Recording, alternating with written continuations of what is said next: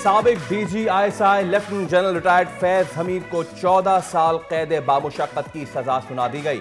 ISPR के मुताबिक field general court martial ने फैज हमीद को 14 साल कैद बामुशक्कत की सजा सुनाई। साबिक लेफ्टिनेंट जनरल फैज हमीद के खिलाफ फील्ड जनरल कोर्ट मार्शल का यह अमल 15 माह तक जारी रहा। मुलजिम के खिलाफ 4 इल्जामात पर कार्रवाई की गई।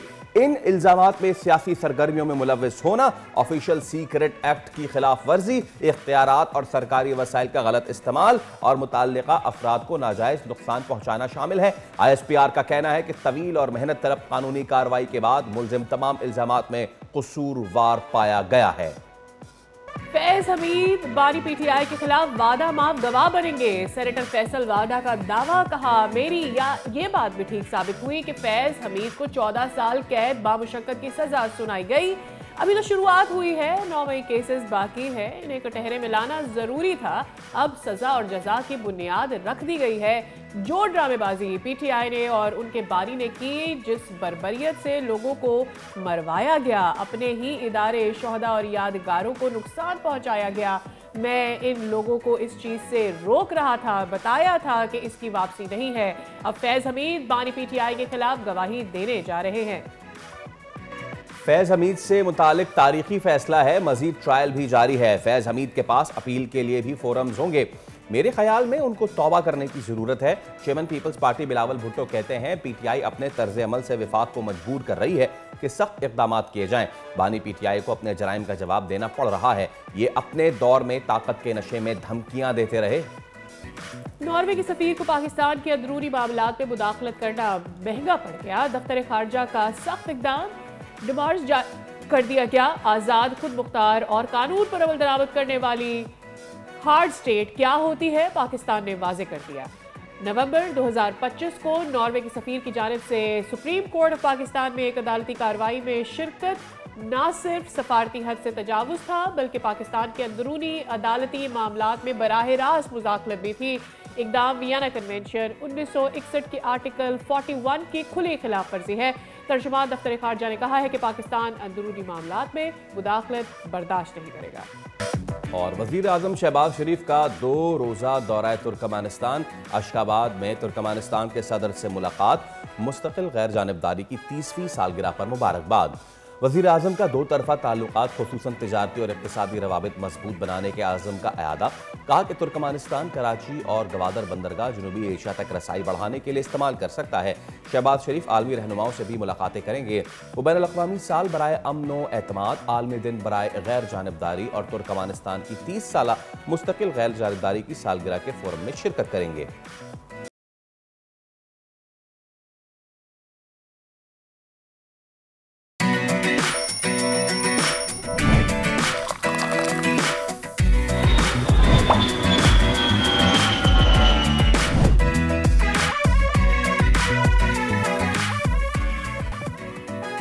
अस्सलामुअलैकुम, सुबह खैर। दुनिया बोल है के साथ मैं हूं सैयद फैसल करीम और मैं हूं सादिया सैमसन। उम्मीद करते हैं कि आपकी सुबह का आगाज अच्छा हुआ होगा। आज के शो का आगाज एक नहायत अहम और संजीदा फैसले से हम करने जा रहे हैं।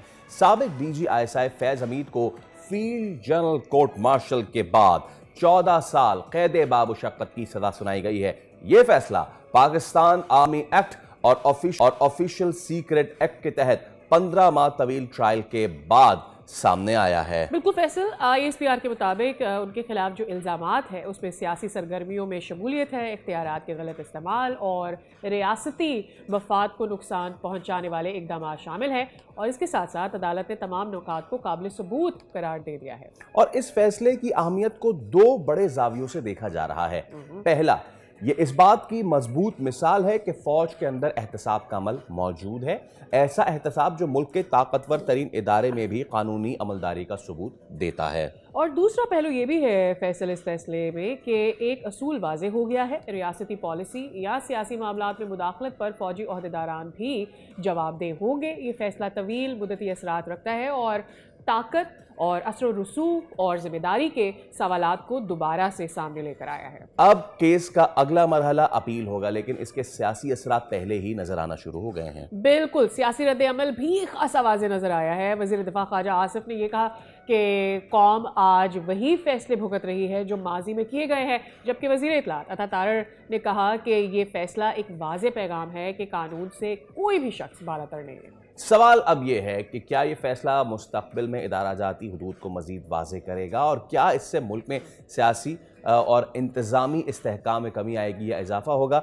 इस हवाले से हम मज़ीद आज के शो में तज्ज़िया शामिल कर लेते हैं। हमारे साथ आज मौजूद हैं इसी दिफाई तज्ज़ियाकार मेजर रिटायर्ड मीसम रज़ा साहब। अस्सलाम वालेकुम मीसम साहब, बहुत शुक्रिया आपके वक्त के लिए। It's an honour to welcome you on the show. Sir, सबसे पहले जानना चाहूँगा योर इनिशियल रिएक्शन जो कल की बड़ी डेवलपमेंट हुई है उस मामले पर। देखिए, ये बिस्मिल्लाहिर्रहमानिर्रहीम एक इंतहाई काबिल तारीफ अमल है एक इदारे की तरफ से, और जिस इदारे को स्पेशली पाकिस्तान में एक आइकन के तौर पे और एक मिशले राह के तौर पे as far as discipline is concern, as far as organisation is concern देखा जाता है, तो इस इदारे की तरफ से अपने आप को खुद एहतसाबी के अमल में डालना, और खुद एहतसाबी भी लोअर टीयर से नहीं टॉप टीयर से शुरू करना, ये एक बहुत बड़ा फैसला था, क्योंकि एक बहुत बड़े इदारे के वो साबका सरबराह रह चुके थे, और जनरली एक परसेप्शन उनके दौर में बिल्ड कर दिया गया था कि this man is bigger than the law, bigger than the constitution, stronger than anything else, bigger than country. तो इस सारी चीज को कंटेल करने के लिए और इदारे का डिसिप्लिन बरकरार रखने के लिए ये इंतहाई नागुज़ीर अमल था जो किया। बहुत कड़वा घूंट था फौज के लिए, बहुत मुश्किल मरहला होता है ऐसे अपने कुलीग्स को कटहरे में खड़ा करना जिनके साथ आपने इकट्ठा खाया हो, इकट्ठा पिया हो, इकट्ठे कोर्सेज किए हो, इकट्ठी जंगें लड़ी हो, और आपकी खुशी गमी सब साझी हो, मगर जब मामला डिसिप्लिन पे आ जाए, जब मामला मुल्क की साख पे आ जाए, जब मामला मुल्क की सलामती पे आ जाए, तो उन्हीं दोस्त और उन्हीं कुलीग्स के साथ आप एक एहतसाबी अमल शुरू कर दें।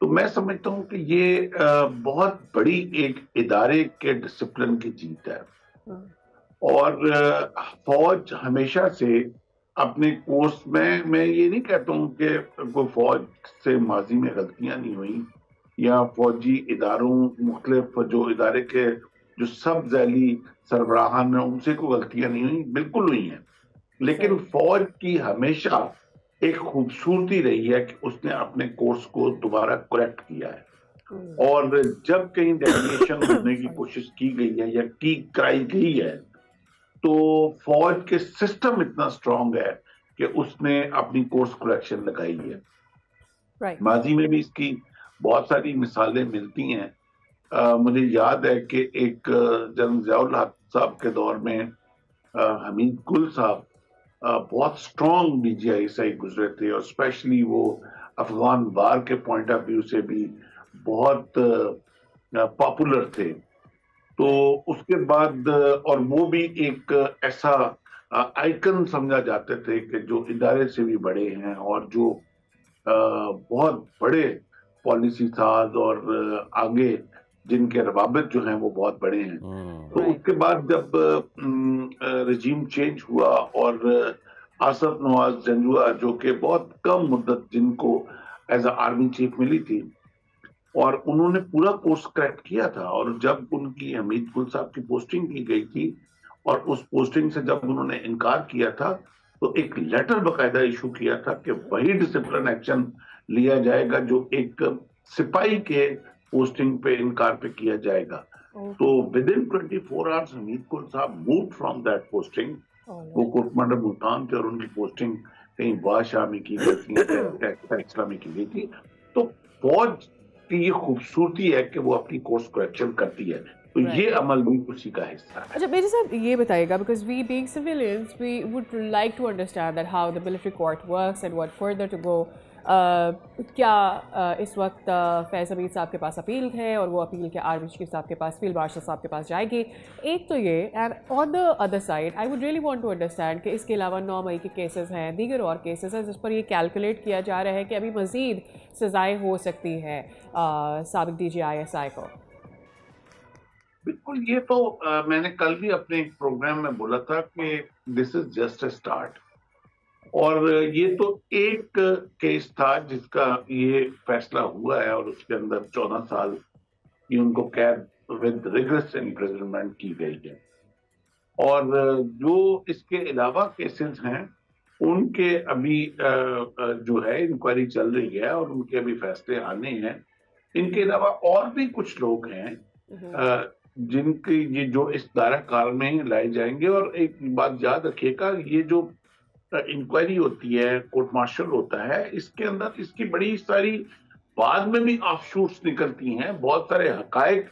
मैं खुद अपनी सर्विस में मैं 3 कोर्ट मार्शल जो है कंडक्ट कर चुका हूं, उनकी जूरी का हिस्सा रह चुका हूं। और जब आप इसकी समरी ऑफ एविडेंस में जाते हैं और जब इसकी डिटेल्स में जाते हैं और जब आपकी स्टेटमेंट्स आती हैं, उन स्टेटमेंट्स में से बहुत सारे लोग आगे यहाँ होते हैं जिनका एक रोल प्ले हुआ होता है उस नाखुशगवार वाकया की तरफ जिसकी वजह से कोर्ट मार्शल हो रहा होता है।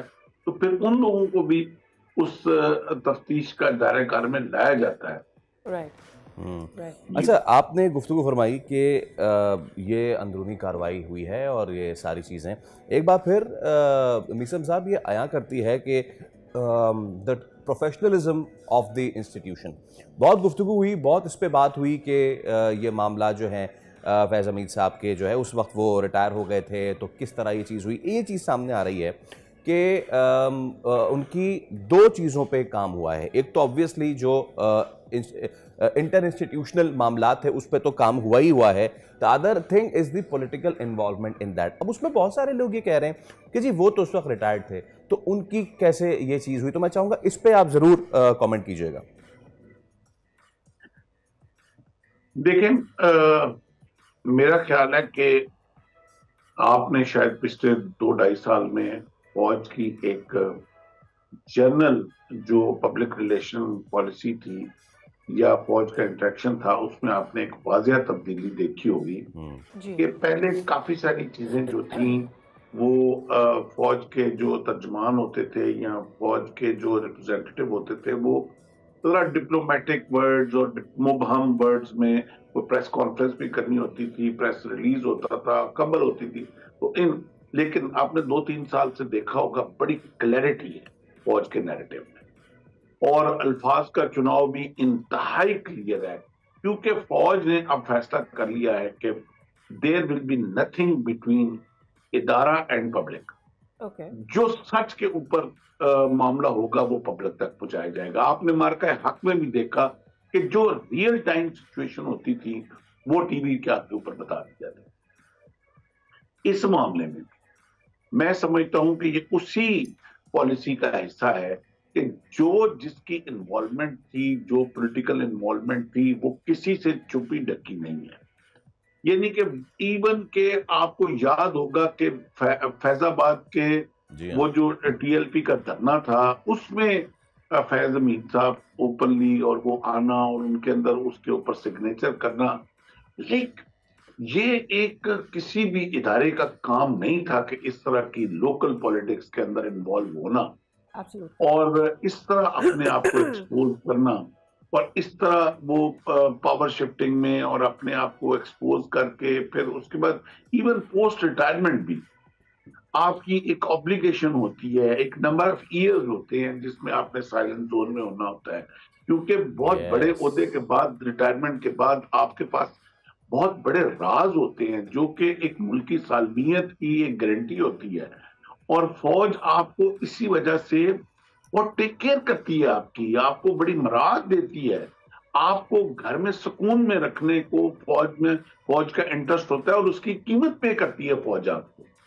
तो जब आपकी सारी फौज ने कीमत पे कर रही है आपको कि आपने कोई इस तरह की हरकत नहीं करनी जो मुल्क की सलामती या मुल्की वकार या इदारे के वकार के रिलेटेड हो या आपकी जॉब डिस्क्रिप्शन से बढ़ के हो।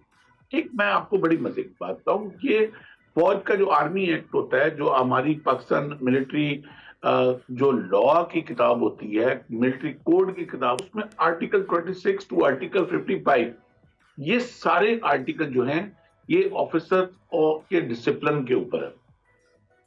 और इसमें एक एक आर्टिकल में वाजिया तौर पे एक एक एक्ट को डिफाइन किया हुआ है कि you are not suppose to do this, you are not suppose to do, if you will do this will be the punishment. Article 26 to article 55। और जब फौज के इट्स अ वंडरफुल सिस्टम। आपने अक्सर परेड्स में भी ये 6 सितंबर आपकी और ये जो 14 अगस्त पे परेड्स होती हैं, उनके कमांड्स कॉशंस आपने सुने होंगे, होशियार, आसानबाज। एक उसमें कॉशन होता है सब सीधी। अच्छा, वो सब सीधी सिर्फ एक परेड का कॉशन नहीं है। फौज अक्सर अपनी सब सीधी करती है और एक पीरियोडिक टाइम के बाद फौज की सब सीधी होती है। कि सब सीधी का मतलब है कि अगर चलते परेड करते कोई क्यों किसी की दाएं बाएं आ गया है तो फिर एक मौका दिया जाता है कि अपनी सफेद सीधी कर लो। और वो दाएं साफ सीधी, दाएं एक इमाम से पूरी एक लाइन खींच के एक साफ सीधी। ये फौज ने अभी जो फैज हमीद साहब का कोर्ट मार्शल किया, ये अपनी साफ सीधी की है, अपनी मंजीत ने डांग फेरी किया और एहतसाब करके दिखाया है, बाकी इदारों को चैलेंज किया है कि इस तरह अपने इदारे का एहतसाब होता है। और ये एक मिशले राह है बाकी तमाम इदारों के लिए, पॉलिटिकल पार्टीज के लिए, पॉलिटिकल गवर्नमेंट के लिए, अपोजिशन के लिए, असेंबलीज के लिए, जुडिशरी के लिए, ब्यूरोक्रेसी के लिए, कि अपने इदारों को आप अपने इदारों के अंदर एहतसाबी अमल शुरू करें और बड़ी मछलियों से करें। एहतसाब के नाम पे पहले भी बड़े ललकरे मारे गए, बड़े नारे मारे गए, लेकिन हुआ क्या? कई पॉलिटिकल पार्टियां तो आई ही इंसाफ और एहतसाब के नाम पे थी, मगर रिजल्ट क्या निकला आपके सामने। किसी ने बड़ी इवन के पिछली गवर्नमेंट जो पीटीआई इमरान खान साहब की गवर्नमेंट थी, उसमें आपने देखा कि उनके अपने वफाकी वजीर जिनके जहाजों में बैठ के वो सारी मूवमेंट करते थे और जिनके पार्लियामेंटेरियन पकड़े दकड़े जाते थे, वो जब उनके ऊपर केसेस निकले और उनके जब केसेस आए तो उन्होंने अपनी आंखें बंद कर ली, शटर डाउन कर लिया। किसी का एहतसाब नहीं हुआ। उनके अपने घर में जब इदारा का कोई सरबराह उनके जाके अपने घर की और मुस्तार की जाके कच्चा छट्टा खोल के दिखाता था, तो वो आगे से बड़े इत्तेमाद से कहते थे कि नहीं, आपको नहीं पता कि वो कैसे मामला चल रहे हैं। तो एहतसाब किसने करना? इसलिए हर इदारे ने अपना एहतसाब खुद करना है। माजिद के साथ आपको यहाँ पर हमें इंटरप्ट करना पड़ेगा, फिल वक्त ले रहे हैं ब्रेक, हमारे साथ रहिए।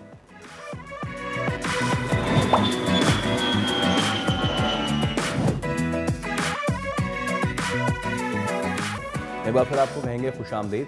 एबटाबाद में डॉक्टर वर्दा कत्ल केस की तफ्तीश में अहम सवालात सामने आए हैं। सूबाई हुकूमत ने इस मामले पर JIT तश्कील तो दे दी है जो 5 रोज़ में रिपोर्ट पेश करेगी। अब इस JIT की टीम ने मकतूला के घर जाकर अहल खाना से ताज़ियत भी की है। अच्छा, DPO हारून रशीद ने FIA को ख़त लिखकर केस का अहम माली पहलू भी सामने रख दिया है। तो इस खत के मुताबिक मुल्जिमान ने अगवा और कत्ल के लिए मुबैना तौर पर 30 लाख रुपए अदा किए। FIA से मुल्जिमान की माली और सफरी तफसीलात और साथ ही साथ जो मुमकिन वॉच लिस्ट स्टेटस है, मशकूक ट्रांजैक्शंस का मुकम्मल रिकॉर्ड भी मांग लिया गया है और डॉक्टर वर्दा को 4 दिसंबर को अस्पताल के बाहर से अगवा किया गया था। ये डिटेल भी शेयर कर दी गई और DPO के मुताबिक उन्हें अगवा के 1 घंटे बाद ही कत्ल कर दिया गया था। इस केस में नई पेशरफ्त ने शफाफ तहकीकात के मुतालबे को मज़ीद मजबूत कर दिया और अब तमाम नज़रें JIT की रिपोर्ट पे हैं। तो इस मामले पे हम बात कर लेते हैं। हमारे साथ इस मुद्दे पे गुफ्तगू करने के लिए मौजूद हैं हारून रशीद खान जो कि DPO एबटाबाद है। हारून साहब अस्सलाम वालेकुम, आपके वक्त के लिए।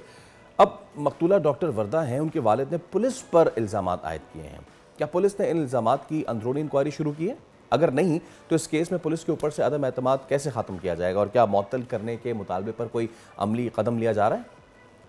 जी बिल्कुल, ये एक परसेप्शन डेवलप हुई है कि डिले आया था जी। जिस तरह मैंने पहले भी जिक्र किया है कि 12 बजे दिन का वक़्वा हुआ था और पुलिस को रिपोर्ट ये हुई थी सारी इंसिडेंट जो 9 बजे रात को रिपोर्ट हुई थी। उसके बाद जो है इन्वेस्टिगेशन शुरू हुई एंड दूसरे दिन जो है FIR फौरन रजिस्टर हो गई। FIR रजिस्टर होने के बाद फिर जैसा कि आपने देखा है कि तमाम जो मरकज़ी मुल्ज़मान हैं उनको अरेस्ट कर लिया गया। बट डिस्पाइट दैट जो ऑब्जर्वेशंस है उसी की वजह से JIT जो है वो बनाई गई है और उसके अलावा इंटरनल इंक्वायरी भी हो रही है जिसकी फाइंडिंग्स फिर इवेंचुअली शेयर कर लेंगे। अच्छा, एक परसेप्शन ये भी है कि केस पे JIT बनने से जो मामला है हसास और पेचीदा कितना है उसकी वजाहत हो जाती है। JIT किन इदारों पर मुश्तमिल है और एट द सेम टाइम क्या पुलिस, FIA और हसास इदारे फोरेंसिक टीमों के दरमियान कोई वाज़ेह तकसीम कार तय की गई है कि इस तफ्तीश को किस तरह से मुख्तलिफ जावियों से एक पेज पर लेकर आना है? JIT में जो है जी CTD स्पेशल ब्रांच और district police, prosecutor, rep of the doctors जी, ये सारे इनकॉर्पोरेट हुए हैं और उसके अलावा जो है there is a close coordination between the prosecution and the investigating staff ताकि वो केस की प्रिपरेशन सही हो और जो मुल्ज़मान इसमें हैं उनको मंतकी अंजाम तक पहुँचाया जाए। अरुण साहब, इसमें ये भी एक चीज़ सामने आई है कि 30 लाख रुपए अदा किए जाने का इंकशाफ हुआ है वारदात करने के लिए। इसके हवाले से कुछ आप हमें बता पाएँ कि कहाँ से आई ये रकम? जी, हमने FIA को लेटर लिखा हुआ है। FIA जो है ड्यू टाइम वो अपनी इंक्वायरी स्टार्ट कर लेगी। उसके अलावा जो है बिकॉज़ इनकी बिजनेस ट्रांजैक्शंस भी थी, बिकॉज़ इनका कारोबार था, तो उसके नतीजे में जो है हम उसको इंक्वायर करना चाह रहे हैं कि ये क्रिमिनल प्रोसीड्स की तरफ से पैसा की तरफ जा रहा था पैसा कि नहीं, इसमें कोई और भी चीज़ है। ठीक है, और मुकदमे में नामजद मुल्ज़मान की माली और सफरी डाटा की फरहमी का आपकी जानिब से मुतालबा किया गया है। तो अगर कोई मुल्ज़िम पहले से फाइनेंशियल वॉच लिस्ट पर था, उसके बावजूद वो ऐसी वारदात की मनसूबाबंदी अगर कर पाया है तो ये कैसे मुमकिन हुआ है? जी बिल्कुल, हमने FIA को लिखा इसलिए ताकि इन एस्पेक्ट्स पे भी इंक्वायर कर लिया जाए और इसके बारे में डिटेल्ड हमारे पास रिपोर्ट आ जाए ताकि हम इसको फर्दर और एंगल से भी इन्वेस्टिगेट कर सकें। अच्छा, आखिर में मुझे बस ये बता दी, पुलिस इस केस की पेशरफ्त के हवाले से कोई रिपोर्ट जारी करेगी ताकि वालिदैन अवाम में जो पाए जाने वाला एक डिस्ट्रस्ट है, बेचैनी है, उसको दूर किया जा सके? जी बिल्कुल, ये JIT जो कॉन्स्टिट्यूट हुई है इसका मकसद ये है कि इन एंगल्स को एक्सप्लोर किया जाए और इवेंचुअली फिर इसकी रिपोर्ट जो है वो शेयर भी कर ली जाएगी। But in as far as the case itself is concerned, उसमें तमाम जो मेन मुल्ज़मान हैं जिन्होंने प्लान की है और ये हरकत जो की है उन्होंने तो एक्सप्लोर करने के लिए और उसी को इन्वेस्टिगेट करने के लिए, बेहतरी लाने के लिए ये सारी चीज़ जो है की जा रही है। जी ठीक है, बहुत शुक्रिया। हम रियली उम्मीद करते हैं हारून रशीद साहब के इसमें जो भी इन्वेस्टिगेशन है वो मुकम्मल जल्द अज जल्द हो जाए, वालिदैन तक भी तमाम डिटेल्स पहुँचें, एट द सेम टाइम लोगों के लिए भी वो इन्फॉर्मेशन की ट्रांसपेरेंसी आ जाए ताकि मज़ीद मुहतात अंदाज में किन लोगों से इंटरेक्शन रखना है और किससे नहीं इस पर बात हो सके। चलिए अब एक ब्रेक लेना, उसके बाद दोबारा हाजिर होंगे इससे।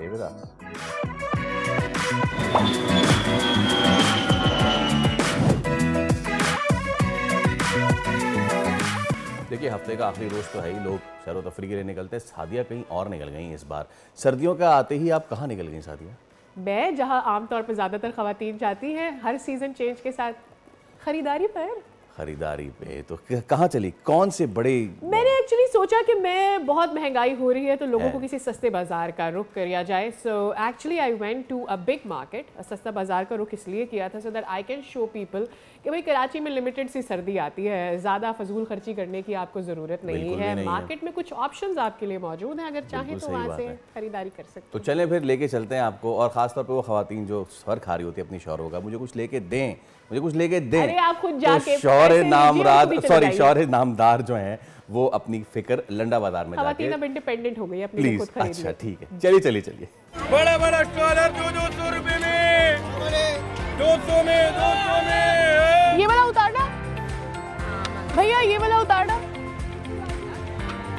हाँ, कितने का है ये? 850। कम हो जाएगा? 750। कैसा लग रहा है? और ये वाला कितने का? सेम प्राइस, सारे 850 के। मुनासिब कर लोगे? 750 हो गया। तो भाई ये वाला कैसा लग रहा है?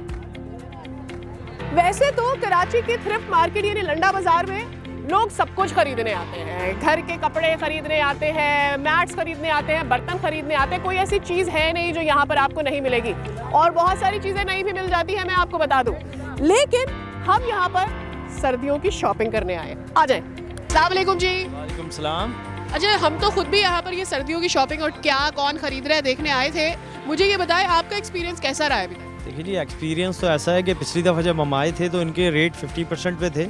अब थोड़े जैसे सर्दी का कुछ बढ़ रही है तो रेट भी बढ़ते जा रहे हैं, लेकिन कराची में ऐसा ऐसी सर्दी तो पड़ती नहीं है, जिस हिसाब से रेट बढ़ जाते हैं। अरे ये जिन्होंने इतनी महंगाई की हुई है उनसे तो बात कर ले। अस्सलाम वालेकुम।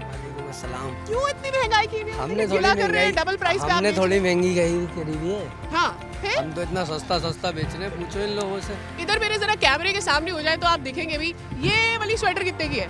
350 है। तो पिछली बार की दफा इस दफा महंगा क्यों है? क्यों 100 रुपए ऊपर 200 सर्दी आई गए हैं यहाँ, ये तो कस्टमर कह रहे हैं, एक आध कस्टमर से थोड़ी पता लगेगा, इतने सारे कस्टमर है माशाल्लाह, रश लगा हुआ था।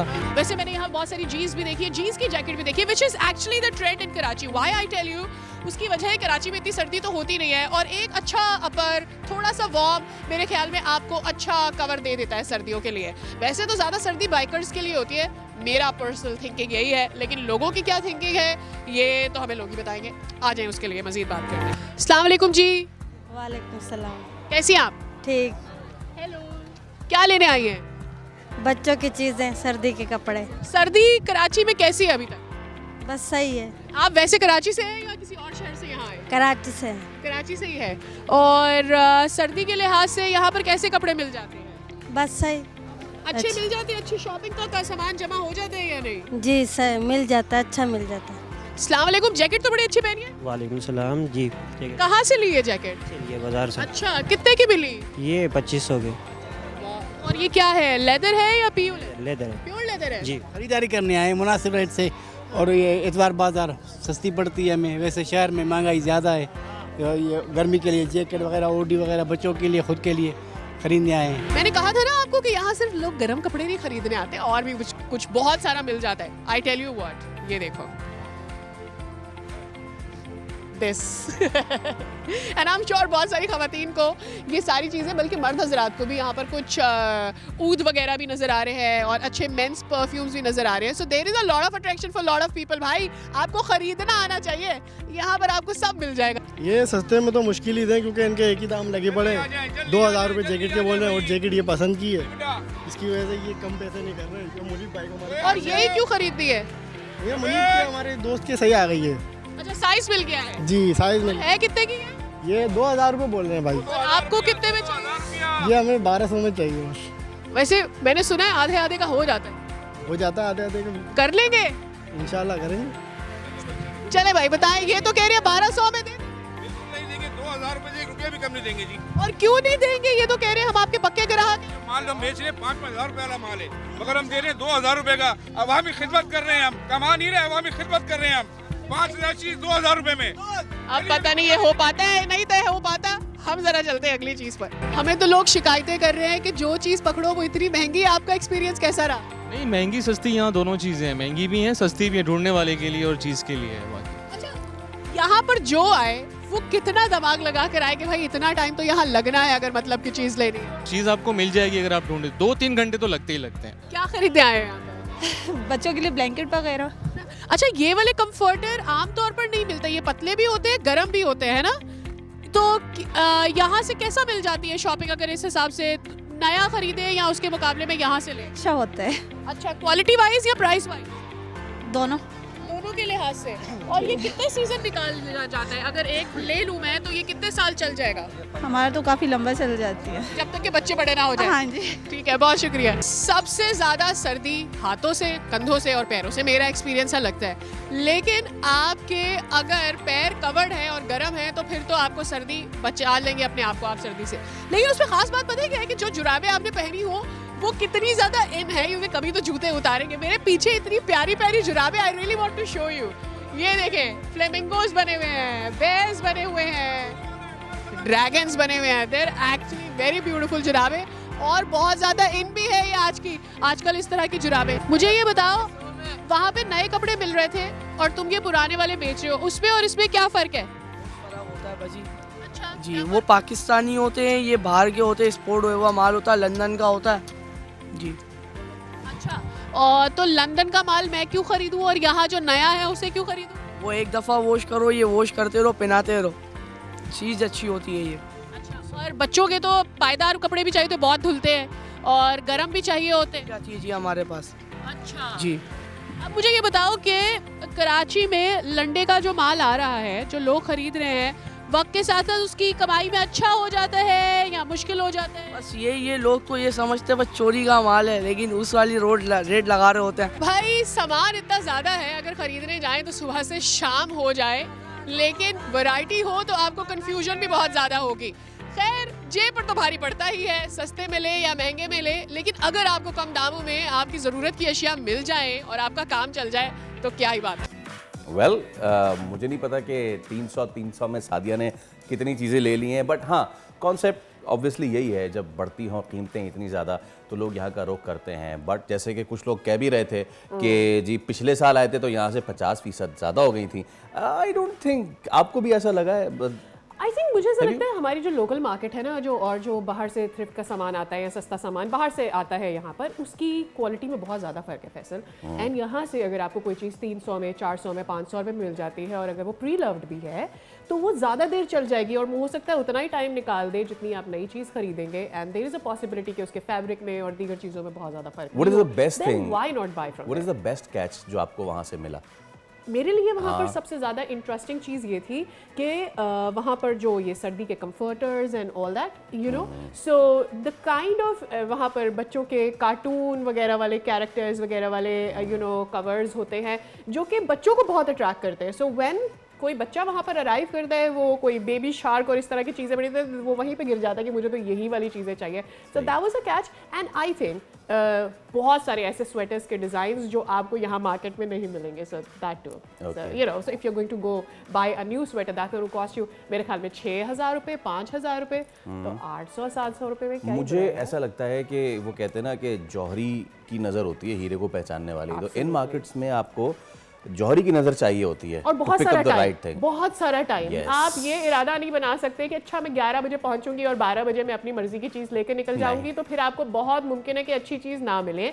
और जो ज़्यादा ख़वातीन दिमाग खा रही होती है ना कि भाई वो वाली चीज़, वो वाली, तो मुझे इसको थोड़ी देर बाद समझ आता है कि अच्छा इन खातून को ये चाहिए, फिर वो अंदर से अच्छा माल निकाल के देते हैं आपको, यू नो, कि अच्छा बाजी आपके लिए मैं ये लेकर आया, ये तो आपको ज़रूरी पसंद आ जाएगा। मेरे लिए the bags, the traveller bags, वो यहाँ पे बहुत ज़बरदस्त मिलते हैं। How did I miss that? बहुत ज़बरदस्त मिलते हैं। और थोड़ी सी उनमें फनी खराबी होती है, थोड़ी सी, अगर आप उसको ले लें तो और उसको ठीक करा लें तो वो बड़ा अच्छे। The best thing about those bags are उनकी जो मजबूत जिप्स होती है। हाँ जी, या आप उसमें जितना मर्जी सामान भर ले, वो जिप टूटेगी नहीं, it's going to support you आपकी पूरी ट्रैवलिंग के अंदर। So yes. तो ये आपने खवातीन बात सुन ली है सादिया की कि पहले आप जाएं अपने शौहर नामदार को लेके, पहले बड़ा वाला बैग खरीदें और मजबूत वाली उसमें जिप देख लें और उसके बाद उसमें दब शॉपिंग करके वहीं सामान भरें। इसी के साथ एक ब्रेक ले रहे हैं, दोबारा हाजिर होंगे। Stay with us. Happy shopping.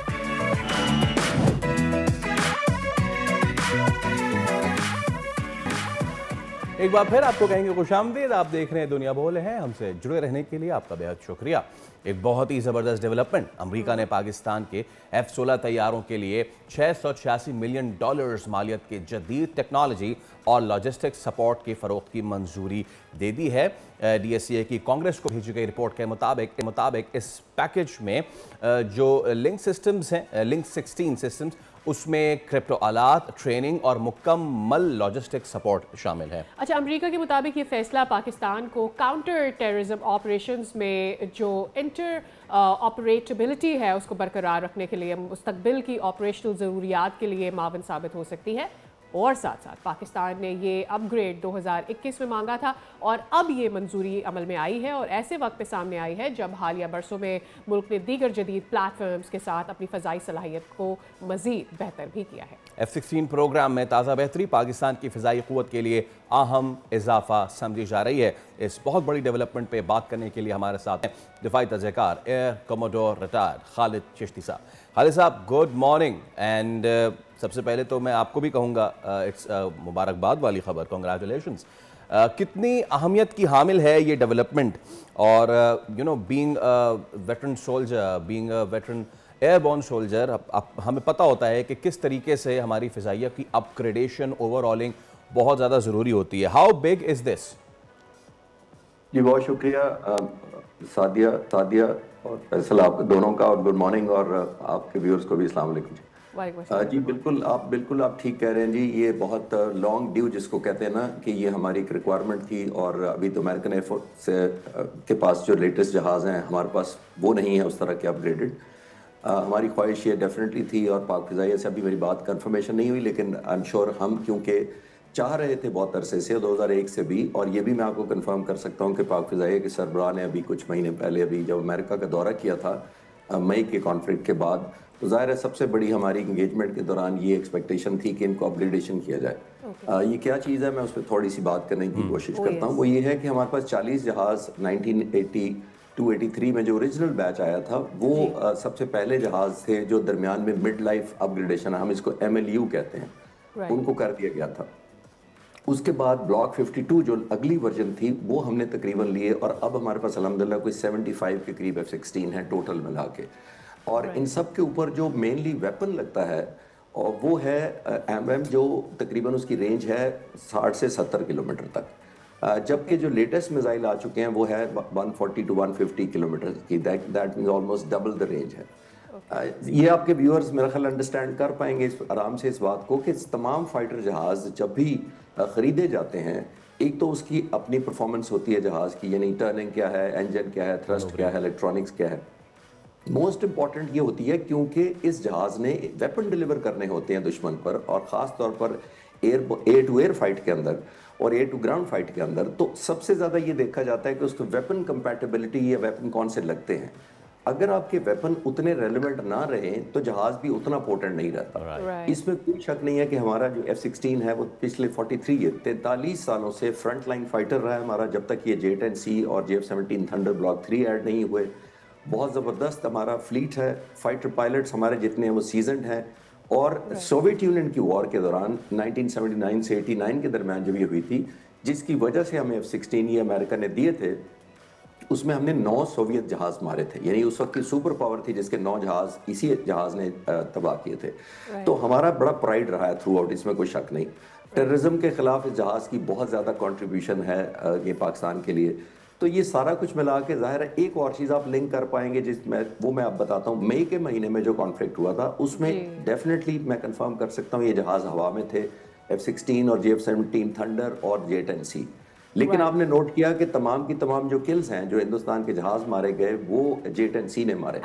उसकी वजह सबसे बड़ा एडवांटेज ये था कि J-10C के पास जो मिसाइल हैं, जो PL-15 है, वो तकरीबन 150 से 200 किलोमीटर की रेंज थी, और हमारे सारे टारगेट जो हमने हिंदुस्तान के जहाज मारे थे वो तकरीबन 168 से लेकर 198 किलोमीटर तक हमने शूट किए थे। तो अगर इस डाटा को ज़हन में रखें तो आप अप्रिशिएट कर पाएंगे कि F-16 शामिल होने के बावजूद, पोटेंट जहाज, काबिल पायलट होने के बावजूद, इस रेंज तक क्योंकि अपने मिसाइल नहीं पहुंचा सकते थे, तो वो उस तरह एंगेज नहीं हो पाए। तो अगर ये अपग्रेडेशन होगी तो डेफिनेटली ये बहुत बड़ा बूस्ट मिलेगा, ना सिर्फ अगेंस्ट टेररिज्म, बल्कि अगर खुदा न खास्ता ज़रूरत पड़ी कि ईस्टर्न बॉर्डर पर भी ये ज़्यादा इफेक्टिवली इस्तेमाल हो सके। और खालिद साहब, इससे पहले आपको याद होगा जब इस भारत ने एक ड्रामा किया था बालाकोट में, कुछ कवे और दरख्त के ऊपर अटैक करके, उसके बाद हमने अभिनंदन को भी पकड़ा था। At that point time we had कि हाउ मच और कहाँ कहाँ हम F-16 को इस्तेमाल कर सकते हैं। नाउ जब अमेरिका ये कहता है कि काउंटर टेररिज्म के लिए हम इसे इस्तेमाल कर सकते हैं, how do I understand this? मैं इसे क्या समझूं? अगर इंडिया हम पर हमला करता है, क्या हम अपने इन F-16 को यूज़ कर सकते हैं, या फिर इनकी रेंज क्या होगी, हम कहाँ तक इन्हें इस्तेमाल करेंगे? सादिया, बहुत अच्छा सवाल है, और आपके थ्रू आपके व्यूअर्स को मैं क्लियर करता चलूँ ये बात। और बहुत सारे लोग मुझसे वैसे भी इन पर्सन भी पूछते हैं और चैनल्स पर भी पूछते हैं कि शायद हमारा कोई ऐसा एग्रीमेंट है कि हम ये F-16 जो है वो अगर हिंदुस्तान के खिलाफ ज़रूरत पड़े तो हमारा कोई ऑब्लिगेटरी है और हम कोई सिग्नेटरी है, एग्रीमेंट है कि हम इस्तेमाल नहीं कर सकते। ये बिल्कुल गलत बात है और ये मिसपरसेप्शन है। देखिए, जहाज़ लिए ही इसलिए जाते हैं, और हमारी तो ईस्टर्न स्पेसिफिक की थ्रेट है। हमने कोई प्लान करके कोई 40 साल पहले अफगानिस्तान के लिए ज़रूर लिए थे, क्योंकि उस वक्त यहाँ सोवियत यूनियन बैठा हुआ था, हमारा एक सुपर पावर हमारे बॉर्डर पर आ गया था, तो वो हमारी एक ऑब्लिगेटरी थी कि हमने अपना दिफा करना था। अमेरिका ने हमारी हेल्प की, लेकिन ये मिसपरसेप्शन है बिल्कुल, और ये गलत बात है कि अगर हम कहें कि अगर ईस्ट साइड से हमला हुआ तो ये जहाज हमारे काम के नहीं है, या कोई कोड लगे हुए हैं, या कोई ऐसा हमारे पास उन्होंने इनेबलिंग फैसिलिटी नहीं दी, ऐसी बिल्कुल कोई बात नहीं है। एक तो ये क्लियर कर दें। अभी टेररिज्म का इसलिए है कि आप नोट करें कि पिछले 30-40 सालों से जो मुल्क को दहशतगर्दी का सामना करना पड़ा है और पड़ता रहा है, उसमें मेन फ्रंट लाइन हमारा जहाज F-16 ही था, इसमें कोई शक नहीं है। और मैंने जैसे कहा बहुत सीजन पायलट्स हैं, हमारा लेजेंडरी जहाज है। तो अभी जिसका मैंने कहा जितने वेपन्स आ गए हैं टू ग्राउंड भी और खासतौर पर टू एयर जो आ गए हैं, तो ये अपग्रेडेशन लॉन्ग ड्यू थी। ये हो जाए तो 75 जहाज़ों का फ्लीट बहुत ज़बरदस्त हो जाएगा। मैं एक बात इंपॉर्टेंट आपके व्यूअर्स को और बताता चलूँ, वो ये है कि देखिए इजिप्ट और इजराइल 2 नेबरिंग मुल्क हैं, और तकरीबन 200 जहाज इजिप्ट के पास है F-16, हमारे 75 है सिर्फ, 175 इजराइल के पास है, यानी तकरीबन 200 जहाज दोनों के पास है, 200। लेकिन दूसरी तरफ जब वेपन कंपेयर करें तो आप इमेजिन करें इजिप्ट को जो दिया गया F-16, उस पर जो मिसाइल लगे हैं उसकी मुश्किल से रेंज 40-50 किलोमीटर है। और जब इजराइल को दिया हुआ है जो उन्होंने वेपन उसी जहाज पर, वो तकरीबन 150 किलोमीटर है। तो आप अंदाजा लगाइए कि ये डिस्क्रिमिनेशन इसलिए की जाती है कि वो जो इतने पोटेंट जहाज हैं वो इस काबिल ही ना हो कि इजिप्शियन जहाज इजरायली जहाज को मार सके। उससे पहले खुदा ना खास्ता अगर कोई जंग होती है तो इजरायली जहाज इजिप्शियन को पहले मार तो वेपन सारा रोल प्ले करते हैं। मैंने सिर्फ इस मिसाल इसलिए दी है कि आप व्यूअर बेहतर अप्रिशिएट कर पाए कि वेपन सारा जो एंड गेन होता है या जो पंच होता है आपका, वो तो वेपन ने करना होता है। तो ये बहुत अच्छी खुशाइन बात है। इंशाल्लाह ताला हमारी एयरफोर्स की पोटेंसी और कैपेबिलिटी में बहुत बेहतरी आएगी। खालिद साहब, आखिर में एक आम आदमी के लिए सिर्फ ये बताएं कि जो अपग्रेडेशन पैकेज है इसमें क्या कुछ अपग्रेड होने जा रहा है? वेपनरी अपग्रेड होने जा रही है, हमारी जो लिंक सिस्टम बताया गया है, व्हाट इज दैट? जी फैसल, ये जो लिंक 16 जिसका वो जिक्र कर रहे हैं आपके व्यूअर्स के लिए, और एक अच्छी खबर यही है कि हम अब लिंक 17 पे जा चुके हैं जो मेड इन पाकिस्तान है। इस वक्त जो हमारे मई में जो कॉन्फ्लिक्ट हुआ था, हमारे तमाम जहाज लिंक 17 से इंटीग्रेट, जिसका मतलब ये है कि अब पुराने ज़माने में एक फाइटर पायलट खुद उड़ता था, अपनी स्किल पर देखता था नज़र से, या छोटा जो रेडार, उस ज़माने के रेडार होते थे, दुश्मन के जहाज़ को पिक करके खुद ही लड़ता था, जिसकी स्किल अच्छी होती थी वो रिजल्ट आ जाता था। लेकिन अब वो नहीं रहा। अब ये जंग ऑर्केस्ट्रेशन शुरू हो चुकी है, अब ये वन किल पिक्चर हो चुकी है, मल्टी डोमेन में लड़ना पड़ता है। ज़मीन पे जो रेडार और एयर डिफेंस कंट्रोलर हैं, जो हवा में फाइटर पायलट हैं, इलेक्ट्रॉनिक जहाज़ उड़ रहे हैं, सैटेलाइट से जो पिक्चर आ रही है, ज़मीन पर साइबर कमांड बैठी है, ये सब के सब दुश्मन को एक, जैसे स्पोर्ट्स में फुटबॉल में होता है कि सब ने गोल करना होता है, सबको गोल पोस्ट का पता होता है कि वहाँ गोल पहुँचाना है, अब बॉल करनी है। तो यहाँ पे भी यही हुआ है कि अल्हम्दुलिल्लाह फ़र्क हिंदुस्तान की एयरफोर्स और हमारी में सबसे बड़ा ये था कि हमारी बहुत इंटीग्रेटेड थी, नेटवर्क थी, और लिंक 17 के ज़रिए सारे जहाज़ों की, सारे स्टेक होल्डर्स की, सारे ऑपरेटर्स की किल पिक्चर एक थी। ये जो लिंक 16 है ये नेटो के लिए मोस्टली इस्तेमाल होता है क्योंकि वो नेटो में इंटीग्रेट करते हैं, लेकिन अल्हम्दुलिल्लाह हम इंडिजीनियस बना चुके हैं, हमारी डिपेंडेंसी किसी पर नहीं है। और इसका अपग्रेडेशन सिर्फ वेपन्स की नहीं है, इलेक्ट्रॉनिक्स की है, रेडार्स की है, नेटवर्किंग की है, और ऑब्वियसली अपग्रेडेशन बहुत सारी और इलेक्ट्रॉनिक्स शामिल होंगी जहाज के अंदर। ऑलराइट, बहुत बहुत शुक्रिया एयर कमांडर खालिद चिश्ती साहब। बहुत कुछ था आपसे बात करके, हमें बहुत सारी ऐसी इन्फॉर्मेशन मिल गई जो आमतौर पर इन्फॉर्मेशन अवेलेबल नहीं होती है, और आई थिंक हमारे व्यूअर्स को भी इससे बड़ा फायदा हासिल। और बहुत सारी मिसकंसेप्शंस जो हैं वो भी क्लियर हो गई कि इसके खिलाफ नहीं उड़ा सकते, उसके खिलाफ नहीं उड़ा सकते, सबके खिलाफ उड़ा सकते हैं, सबको उड़ा सकते हैं। वेल, आगे बढ़ते हैं। ब्रेक लेने से पहले बच्चों के चेहरों पे खुशी की लहर दौड़ाई है क्योंकि कराची समेत सिंध भर में महकमा तालीम ने मौसम सरमा की छुट्टियों का बाज़ाब्ता ऐलान कर दिया है। बच्चों समेत बहुत सारे लोगों की खुशियों में इजाफा हुआ है। Obviously, because सर्दियाँ हो चुकी है, nobody wants to really wake up that early in the morning. किसका दिल करता है सुबह सुबह 5:30 सर्दी में अपने लिहाफ से बाहर निकलने का? तो डेफिनेटली बच्चों को भी देर तक सुलाएं ताकि वो सुबह देर से आराम से उठें, आप आराम से दफ्तर तैयार होकर जाए, आपको इस सर्दी में नाश्ता भी ना बनाना पड़े और ये इंतजार भी ना करना पड़े कि गैस कब आएगी और सिलेंडर से आग जलानी है। So there are lot of problems that do get sorted when we talk about छुट्टियां, खासतौर पर सर्दी की छुट्टियां। So I am also happy with my kids. चलें भाई, बच्चों आपको छुट्टियां मुबारक और बच्चों के वालिदैन आपको सुकून मुबारक। आगे बढ़ते हैं और एक और अहम मामला जो हम आपके साथ डिस्कस करना चाहते हैं, और वो ये है कि सिंध में ट्रैफिक के बाद अब फूड अथॉरिटी भी ई चालान सिस्टम की तरफ बढ़ रही है। हुकूमत का वाज़े मौक़िफ़ है कि नाक़िस खुराक के खिलाफ कार्रवाइयों में शफाफियत, रफ्तार, दस्तावेजी सबूत लाने के लिए डिजिटलाइजेशन नागुज़ीर हो चुकी है। मगर असल सवाल ये है कि क्या ये तब्दीली वाकई मार्केट में बेहतरी ला भी सकेगी, या ये भी ट्रैफिक ई चालान की तरह महज जुर्मानों का एक नया सिलसिला बन जाएगा? क्योंकि according to the programme online registration, complaint management system और फिर जो डिजिटल चालान सिस्टम है वो मुतारिफ करवाए जाएंगे। तो is it going to be feasible या फिर लोग फिर वही कार्रवाइयों के चक्कर में फंस जाएंगे, या ये किस तरह से प्रोसेस किया जाए? और ये अभी हुआ कहाँ कहाँ है, इस सब पे बात कर लेते हैं। चिराग मखदूम महबूब-उज़-ज़मा हमारे साथ मौजूद हैं। अस्सलाम वालेकुम मखदूम साहब, और बहुत शुक्रिया आपके वक्त के लिए। मखदूम साहब, कहाँ कहाँ ये चालान हुए हैं, कितने के चालान हुए हैं, और क्या ये सिर्फ चालान हुए हैं या फिर इससे आगे आने वाले दिनों में हम बेहतरी भी देखें? जी, आपको बहुत शुक्रिया and good morning to you. हम this project is in the pipeline और सिंध फूड अथॉरिटी का जो कयाम हुआ था वो 2018 में हुआ था, और इसके रिक्रूटमेंट रूल्स और बाकी जो फाइनेंशियल रूल्स थे उनको हमने अभी फाइनलाइज करके, और इसकी जो गवर्निंग बॉडी है उसको भी कैबिनेट से अप्रूव करवाई। ये जो डिजिटलाइजेशन का एक हमारा एक ट्रांसपेरेंसी ले आने का एक एजेंडा है हमारा, जिसमें हम चाहते हैं कि हमारे डिजिटल इंस्पेक्शंस हों, रियल टाइम रिपोर्टिंग हो, सेंट्रलाइज्ड मॉनिटरिंग और डेटा ड्रिवन डिसीजन मेकिंग हो।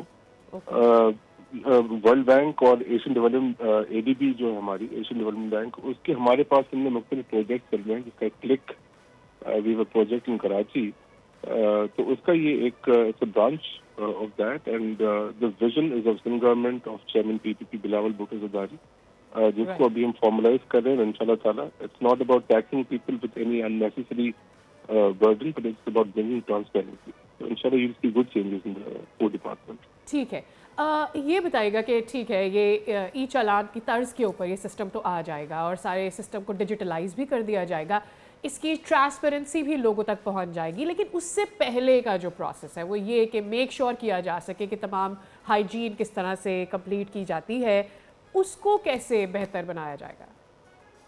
देखिए, हमारा है कि it's about food safety and security. पूरी दुनिया में food security has become a major component in our lifestyle, और जो हमारे इंटरनेशनल पार्टनर्स हैं और हमारे जो इंटरनेशनल जो वर्किंग ऑर्गेनाइजेशंस हैं, दे mainly stress on food security. अब इससे ये होगा कि हमारा ईज ऑफ डूइंग बिजनेस, जो हमारी इन्वेस्टमेंट है इंटरनेशनल पाकिस्तान में, उनका ट्रस्ट बढ़ेगा हमारे सिंध के और पाकिस्तान के इदारों पे। फास्ट प्रोसेसिंग होगी, टाइम एंड कॉस्ट सेविंग होगा, ट्रांसपेरेंसी की तरफ एक विल बी न्यू एवेन्यू, इसमें accessibility for applicants anywhere in Sindh and a secure and traceable digital record होगा। सही है, तो it's a very consolidated approach. Okay Makhdoom sahab, एक थोड़ा सा लंबा सवाल, लेकिन ज़रा चीज़ों को समझने के लिए, ये आने वाला महीना में अब रमज़ान भी आने वाला है अगले साल में, मतलब फरवरी में शुरू हो जाएगा, और फरवरी से पहले, रमज़ान से पहले ये इक़दाम बहुत अच्छा है, रादर देन कि हम वहाँ पे रमज़ान के दिनों में चेक कर रहे हों not only the price list but the quality of the food as well. उससे पहले अगर ये हो जाए तो ये तो बहुत अच्छी चीज़ है।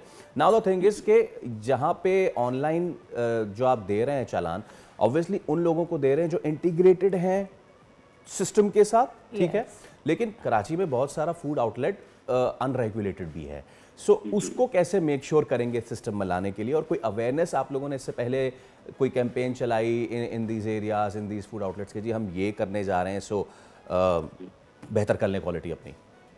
देखिए, it will not be a surprise for the people of Karachi and Sindh. We will first inform all the food operators and all the regular owners and outlets Karachi mein, and we will first on a pilot, we will not throw it upon the people of Karachi, and the idea is not to tax the people, tax business owners, burden the people of Karachi. It's for their safety and for us to have a consolidated system जो हमारे net में आ जाए। अब देखिए ना, एक restaurant business, food supply का the largest subject in my personal opinion, जो हमारे पूरी दुनिया में एक डेवलप हो गया है। हमें ये पता है इस चीज़ का कि एक्साइज इन टैक्सेशन में you cannot drive a car on the road until it's not registered. Then we should ensure, I personally want to ensure myself that there should not be a restaurant which is not, they cannot run a restaurant which is not registered with the Food Authority. So we want to make it a two-way street, जिसमें हमारे पास भी पूरी एक reporting और एक recording हो, और food authority की जो गाइडलाइंस हैं उनको फूड रेस्टोरेंट ओनर्स और फूड ऑपरेटर्स भी फॉलो करें। Right, quickly before we end this segment sir, क्या आप हमें ये बता सकते हैं कि कौन कौन सी चीज़ें हैं जहाँ पर आपका चालान हो सकता है, ताकि लोगों को पता हो कि ये चीज़ गलत है and there you go for a complaint? देखिए, it's as I informed you कि it's a very vast area, Okay. We are still in the process of introducing it right now. And whatever guidelines we will set on food security and safety, उसके जो भी variables होंगे, it's about food security and safety. And the guidelines which Food Authority will establish, they will have to follow it. For instance, हमारी hygiene, उसके अलावा जो fresh हमारा, let's suppose that UAE है मसलन, तो वहाँ पे there's a law that the consumer who is sitting in a restaurant, he must see the kitchen in front of him, और जो उसको serve हो रहा है, तो he is the customer has the authority to go and inspect the kitchen also. So we just want to provide whatever the people of Karachi and people of Sindh deserve. They deserve a clean, healthy lifestyle. तो उसी के guidelines उसी के ऊपर होंगे सारी। ठीक है महबूब ज़बान साहब, बहुत बहुत शुक्रिया आपके वक्त के लिए। हम उम्मीद इनिशिएटिव तो बहुत अच्छा है, लेकिन इसका प्रोसेस लोगों के लिए ईज़ लेकर आए। एंड एक्चुअली जिस हाइजीन की बात कर रहे हैं, जिस फूड सिक्योरिटी को अचीव करने की हम बात कर रहे हैं, वो कर पाए हम। मैं बस ब्रेक पे जाने से पहले एक चीज़, और उस चीज़ पे जाने से पहले अगर आप इजाज़त दें तो मैं एक शेर के साथ ये जी इरशाद भाई, इरशाद है, इरशाद भाई का तो नहीं पता, लेकिन इरशाद ये है कि अर्ज़ क्या है, कोई आर्जा है उसे तकलीफ़ के साथ, कोई आर्जा है उसे तकलीफ़ के साथ, जो मेरी तस्वीर भी हटा दी है बड़ी तदबीर के साथ। ये दिसंबर और महबूब वाला शायर नहीं है, ये है मेरी तरफ से ICC BCCI के लिए, क्योंकि T20 वर्ल्ड कप के टिकट्स की फ़रोख्त शुरू हो गई है, लेकिन वही बात है ना कि मेरी तस्वीर हटाई है बड़ी तदबीर के साथ। अब इसमें सारे कैप्टन्स हैं, ठीक है, दोबारा उस तस्वीर को दिखाएं तो उसमें सूर्य कुमार यादव है, जिनका बहुत बुरा वक्त चल रहा है जब से उन्होंने वो जो बरमबाजी करवाई थी पाकिस्तान को, तब से किस्मत ऐसे उनके पीछे पड़ी है कि वो रन्स बेचारा बना। इसके साथ साथ ट्रेविस हेड हैं, जोफ्रा आर्चर भी हम पीछे देख सकते हैं, और अभी दूसरी तस्वीर में आपको एडन माकरम भी नज़र आएंगे, सब नज़र आएंगे। लेकिन मुझे समझ में नहीं आ रहा कि आखिर ऐसा क्या है कि पाकिस्तान के कैप्टन की तस्वीर नहीं लगानी इन्होंने। इससे पहले आपको याद होता ना जब एशिया कप हो रहा था, तो उसमें वो भी उन्होंने भी किया था। And I don't know if you remember the world cup that happened in India, उसमें भी इस तरह का एक हमें नज़र आई थी सूरत हाल, जब बाबर आजम की picture we couldn't see. So I think एक सोची समझी साजिश के तहत ये सब किया जाता है, और उनको ऐसा लगता है कि Pakistan will get hurt. No, Pakistan is not getting hurt. सिर्फ आप अपनी असलियत बता रहे हैं कि आप कितनी छोटी सी जहनियत लगते हैं कि आपको ऐसा लगता है कि पाकिस्तान को इस सबसे ये वाजे हो जाता है कि आप अभी तक बड़े नहीं हो रहे, you are not growing up. Yes, अब बड़ी मुश्किल से इन्होंने फिर उसके बाद ना जब तनकीद हुई थी पहले, तो अपने जो टीज़र थे उसमें फिर इन्होंने शाहीन शाह अफरीदी को डाल दिया था हिफ्ज़ मा तक़द्दुम के तहत। तो चलिए, आपकी इस छोटी हरकत से क्या ही कहा जा सकता है, छोटी हरकतें कर करके आप क्रिकेट को छोटा ही कर रहे हैं, और क्या कर रहे हैं। इसी के साथ एक ब्रेक ले रहे हैं, उसके बाद दोबारा हाजिर होंगे। Stay with us.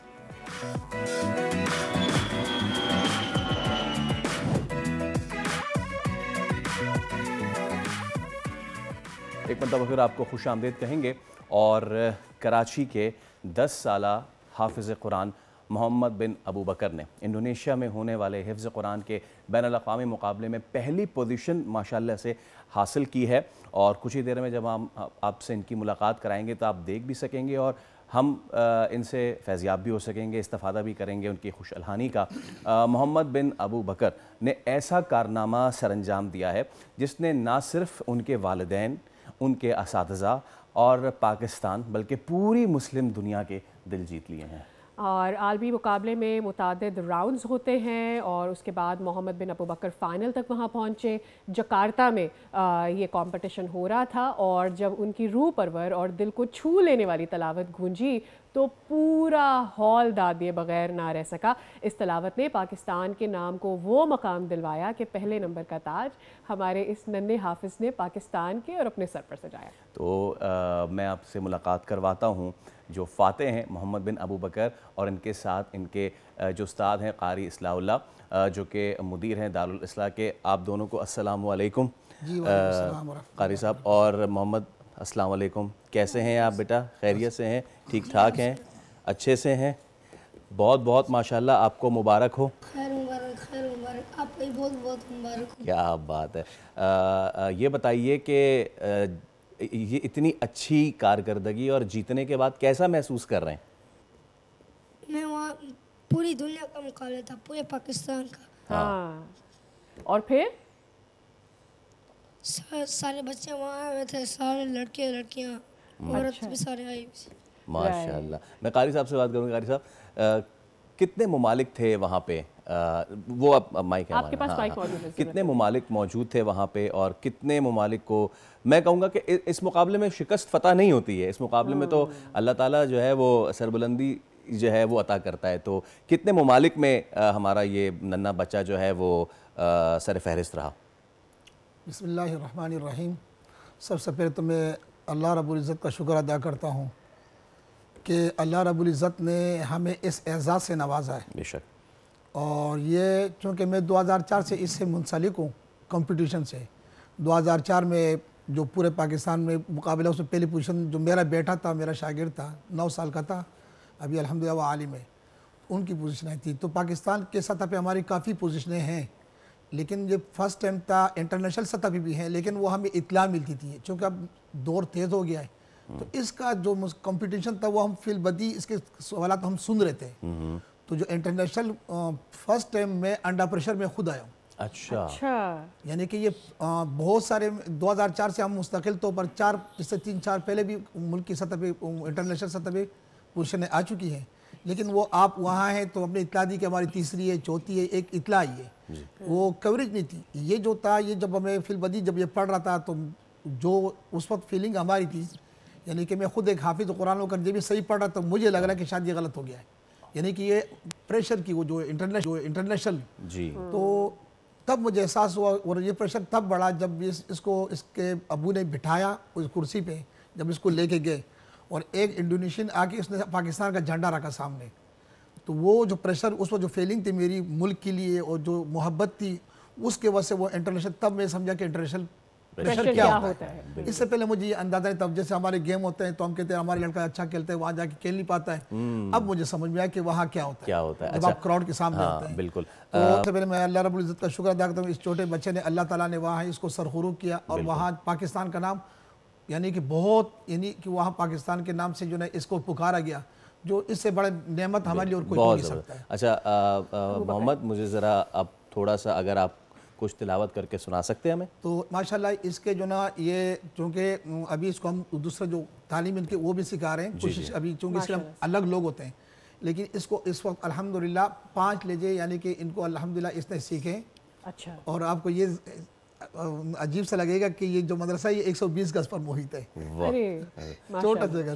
तो ये 5 लेजों में थोड़ा थोड़ा सा करके आप, जिससे मुख्तलिफ कारी होते हैं, तो ये उनके ऊपर अल्हम्दुलिल्लाह इनको उबूर है। तो आप पहले बात में पढ़ो बेटा, थोड़ा तिलावत कर लो। अऊज़ु बिल्लाहि मिनश शैतानिर रजीम। बिस्मिल्लाहिर रहमानिर रहीम। अल्लाहुल्लज़ी अंज़लल किताब बिलहक़्क़ि वल मीज़ान वमा युदरीक लअल्लस्साअत क़रीब यस्तअजिलु बिहल्लज़ीना ला युमिनून बिहा वल्लज़ीना आमनू मुशफ़िक़ून मिन्हा वयअलमून अन्नहल हक़्क़ अला इन्नल्लज़ीना युमारून फ़िस्साअति लफ़ी ज़लालिम बईद अल्लाहु लतीफ़ुन बिइबादिही यर्ज़ुक़ु मन यशाअ व हुवल क़वियुल अज़ीज़। अब दूसरा मकाम से पढ़ो, मकाम रस से पढ़ लो। अऊज़ु बिल्लाहि मिनश शैतानिर रजीम। बिस्मिल्लाहिर रहमानिर रहीम। वमिन आयातिहिल जवारि फिल बहरि कल अअलाम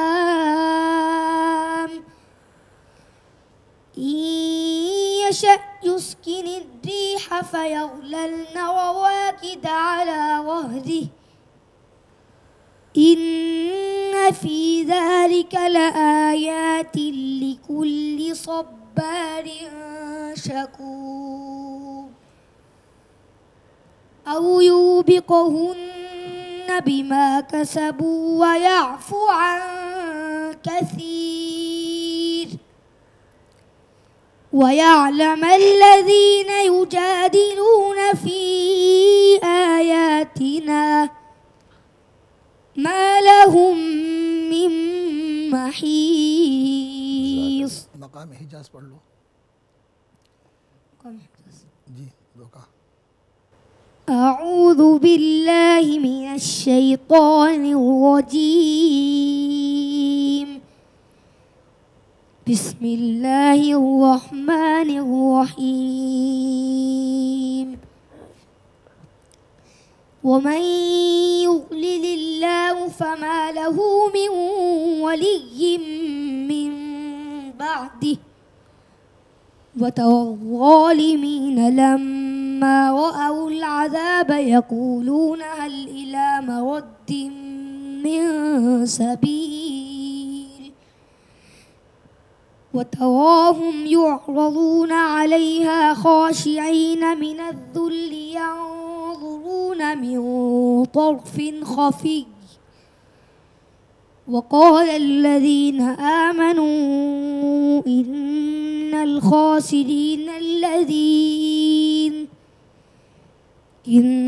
الخاسرين الذين خسروا أنفسهم وأهليهم يوم القيامة ألا إن الظالمين في عذاب मुकीम। जज़ाकल्लाह जज़ाकल्लाह माशाल्लाह माशाल्लाह। अच्छा, मैं देखने वाले भी अब देख रहे होंगे कि मोहम्मद बिन अबू बकर जो है अल्लाह ताला ने उसको खुसूसी सलाहियत जो है वो अता की है। यकीनन क़ारी साहब, अल्लाह ताला हमसे कोई चीज़ अपनी मशीयत के तौर पे लेता है तो हमें फिर वो अता भी करता है। बसारत से अगर महरूम है तो इसकी माशाल्लाह खुशलहानी इतनी है कि देखने वालों को में इतनी नहीं हो। मुख्तसरन मुझे बताइएगा कि जो देख नहीं सकते अफराद, उनके लिए हिफ्ज़ करना, इस मोहम्मद बिन अबू बकर के लिए हिफ्ज़ करना, उसके क्या इंतज़ामात होते हैं, मुश्किल होता है, किस तरह से होता है? ये तो आपने बहुत अच्छा सवाल किया, क्योंकि ये आपने उन बच्चों के लिए जो इस वक्त घरों में बैठे हैं, उनके माँ बाप मायूस हैं कि हमारे बच्चे माजूर है तो किसी काम के नहीं है। तो यही बात मैं इस बच्चे की वालिद साहब के जब ये पैदा हुआ तो उसके जो खाला है ज़ात जो भाई हैं, मेरे दोस्त हैं, उन्होंने कहा कि बहुत तकलीफ़ में थे कि मेरा बच्चा माजूर पैदा हुआ। आज वो दुनिया में उसको जो ना वो मकाम जो हम देखने वाले नहीं दे सके, अल्लाह ने इसके ज़रिए दिया। तो इसका बाकायदा निज़ाम है, इसको तो हमने यानी कि अब इसके लिए हम जो इनके एक तालीम बरेल जो अभी अभी उस मरहले में आए नहीं, अभी इस कान से पढ़ रहे हैं, अभी उसको इब्तदाई में वो सिखा रहे हैं। अभी इसके लिए यानी कि दूसरा अब तो ये हाईलाइट हो गया तो और अच्छा हो जाएगा। तो वो लोग जिनके बच्चे माजूर हैं, नाबीना हैं, वो अल्लाह ताला ने जो इनको हाफिज़ है कि जो क़ुव्वत दी हुई है वो और बच्चों में नहीं है। इससे पहले मेरा एक और शागिर्द है जो फ़लस्तीन गए थे, तो वो ये लोग अल्लाह ताला ने इनको बहुत अच्छा हाफिज़ा दिया होता है। और ये बहुत अच्छे यानी कि हमारे जो ऐसा काबिरीन गुजरे जो नाबीने थे, बड़े बड़े कारी, बड़े बड़े आलिम गुजरे हैं, इस वक्त भी मौजूद है। हमारे दोस्त हैं जो नाबीना हैं और आलिम हैं और फ़न इमाम क़िरात के उस्ताद हैं।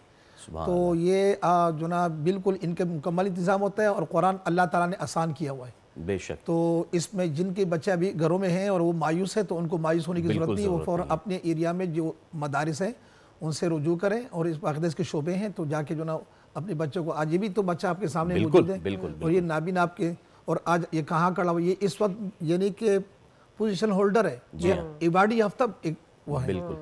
और हमारी दुआएं हैं, बेस्ट ऑफ लक हम विश करते हैं, हमारी दुआएं कि इसी तरह खुदा ताला खुशलानी में मज़ीद वसअत अता करे। क़ारी साहब बहुत शुक्रिया तशरीफ़ आवरी का। मोहम्मद बिन अबू बकर, आपका बेटा बहुत शुक्रिया, एक बार फिर आपको बहुत बहुत मुबारक। हमारी दुआएं आपके साथ कि आपने मुकाबला जीता है, इसी तरीके से और मुकाबले और दिल जीतते रहिए। बहुत शुक्रिया। तो जनाब, आपने देखा कि खुदा ताला जब हमसे कोई एक ख़ासियत लेता है तो वो हमें अता भी करता है। ब्रेक ले रहे हैं, उसके बाद दोबारा हाजिर होंगे।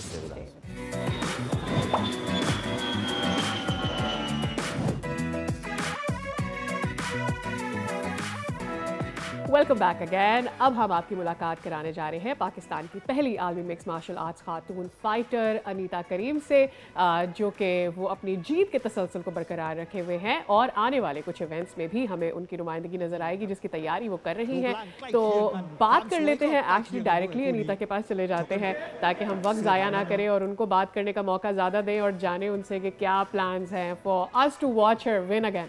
अस्सलाम वालेकुम Anita, thank you so much for your time.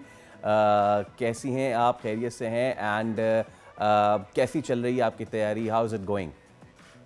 अस्सलाम वालेकुम, थैंक यू सो मच। बहुत अच्छी चल रही है तैयारी भी और एक्साइटेड भी हूँ। राइट, अच्छा, जनवरी में आपका एक इवेंट आ रहा है, ज़रा बताइए हमें उस इवेंट के बारे में। अपनी क्या आपकी नेक्स्ट फाइट किसके साथ हो सकती है? What is it going to be like? 10 जनवरी इस्लामाबाद में लियाकत जिम्नेशियम में इन्फिनिट इवेंट हो रहा है जिसमें मैं लड़ रही हूँ। फर्स्ट टाइम मैं पाकिस्तान में मिक्स मार्शल आर्ट की फाइट लड़ रही हूँ। ओके, ठीक है। अच्छा, ये बताइएगा कि what exactly the event is like Anita, और थोड़ा सा ऊंचा ही बोलेगा। ये मिक्स मार्शल आर्ट का इवेंट है इन्फिनिट के नाम पे। इन्फिनिट इवेंट एक हो रहा है जिसमें mix martial art like MMA के इवेंट्स होंगे और उसमें फिर मैं लड़ रही हूँ और मेरी जो ओपोनेंट है वो ईरान से है। अनीता, गिलगित में, हुंजा में, इवन बल्तिस्तान में लड़कियां जो हैं वो माउंटेनियरिंग करती हैं, फुटबॉल का बहुत शौक है, बहुत। ये MMA जो है ये कैसे वहाँ की बच्चियों में आ रहा है? Is it because of the family, is it because of the brothers, या क्या सीन है? एग्जैक्टली, क्योंकि जो मेरे बड़े भाई हैं वो MMA के कोचेस हैं और तीसरा फाइटर है, तो उनके साथ बस करते कराते मतलब इधर उनका अपना फाइट फोर्ट्रेस का जिम है इस्लामाबाद में, तो उनके साथ ही बस मैंने मिक्स मार्शल आर्ट की जर्नी स्टार्ट की थी। राइट, अच्छा, आपकी जर्नी तो वीव सेन, आपके पिछले मैचेस की वजह से भी और किस तरह से आपके भाइयों ने आपको रेडी किया है, ये सारी चीज़ें। इवन आई नो आपकी वो स्टोरी में जब आपने अपने बाल छोटे करा लिए थे और वो क्यों करवाए थे सर, वो मेरे लिए बड़ा इम्प्रेसिव है। लेकिन अनीता, आपकी अपनी स्टोरी इतनी मोटिवेटिंग है एंड आई एम श्योर वो बहुत सारी, जिस तरह से भी फैसल भी बात कर रहे थे कि कोई एक इस तरह की शख्सियत सामने आती है तो वो पूरे इलाके के लोगों को मोटिवेट करती है। तो आपके किस तरह से मोटिवेशन साबित हो रही है, उधर क्या माहौल रहता है? एक्चुअली असल में मैं पाकिस्तान की पहली हूँ और अब मेरे बाद पूरे पाकिस्तान में, नॉट सिर्फ गिलगित बल्तिस्तान, पूरे पाकिस्तान में अब लड़कियाँ फाइट्स कर रही हैं और एमेच्योर लेवल पर और हर इवेंट में लड़कियों के फाइट्स हो रहे हैं। और अभी इंशाल्लाह मेरे बाद और भी लड़कियाँ इंटरनेशनल लेवल पर आएंगी। और रही बात गिलगित की, तो गिलगित के जो फीमेल्स हैं वो बहुत ज़्यादा इंस्पायर होते हैं मुझसे और कोशिश करते हैं मेरी तरह MMA सीखने की और स्ट्रॉन्ग बनने की। अनीता, पूरी दुनिया को तो एक तरफ रख के हमारे रीजन में अगर हम बात करें, कहाँ से बेस्ट MMA फाइटर्स आते हैं? और अगर फीमेल्स की बात करें तो वो किस रीजन में? जैसे हमारे नज़दीक तो थाईलैंड, कंबोडिया हो गया, हम तो सोचते हैं कि वहाँ से आते हैं, तो इस रीजन में कहाँ से आती हैं बेस्ट MMA फाइटर्स? ऑनेस्टली ये डिपेंड करता है कि आप कितना मेहनत करते हैं, आप उस पर डिपेंड करता है। मुझे नहीं लगता कि स्पेसिफिक कहीं कोई ऐसी कंट्री है जहाँ पर आप मतलब अच्छे फाइटर्स आपको मिलते हैं। अब जो फाइट्स, जितनी भी फाइट्स हुई हैं वो डिफरेंट कंट्रीज़ के फीमेल्स के साथ हुई है, तो इसी तरह मतलब हर कंट्री में मतलब MMA के जिम्स बने हुए हैं, MMA के ट्रेनिंग हो रही है और वहाँ से एक टैलेंट निकल आता है। तो ये मतलब मेरे ख्याल में हार्ड वर्क पर डिपेंड करता है कि मेहनत जितना करोगे उतना ही आगे जाओगे, चाहे आप जहाँ से भी हो। ये पता है मैंने सवाल इसलिए भी किया अनीता, क्योंकि बेहतरीन फैसिलिटीज़ बेहतरीन एथलीट्स बनाते हैं। हमारी जो फैसिलिटीज़ हैं वो हम सबके सामने है। ये जो फैसिलिटीज़ है ना, इनका अगर ये बेहतर से बेहतर हो जाए तो बहुत ही अच्छा हो। Anita, thank you so much और बहुत शुक्रिया और best of luck for the future जनवरी के लिए। तो जनाब, ये था आज का शो सादिया। बिल्कुल, और इसके साथ ही अब हमारी मुलाकात होगी आपसे पीर को। तो हम उम्मीद करते हैं कि अब ये जो 2 दिन है वीकेंड के आपके अच्छे गुजरें ताकि हमारी और आपकी मुलाकात हो सके पीर को, और हम सब खुश हों। See you until then, bye.